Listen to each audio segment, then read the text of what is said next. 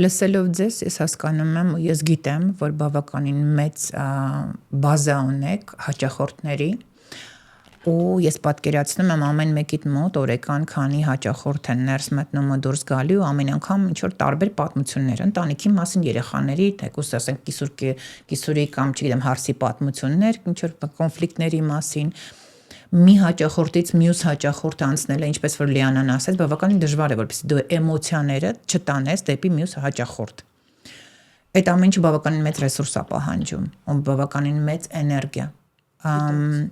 Այո, իսկապես շատ դժվար է, ես հասկանում եմ այդ ամենը։ Ինչպես եք դուք ինքներդ լիցքավորվում,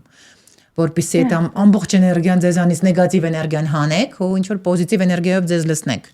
Ուրեմն ես այստեղ ասեմ Այնա ջան, որ լավագույն լիցքավորվելու տարբերակը սկսվում է առավոտից, երբ որ դու սիրում ես արդեն աշխատանքդ, երբ որ դու արթնանում ես, ունես ոգևորություն, որ դու այսօր գնում ես աշխատանքի, ոչ թե դա քեզ պարտավորեցնում է։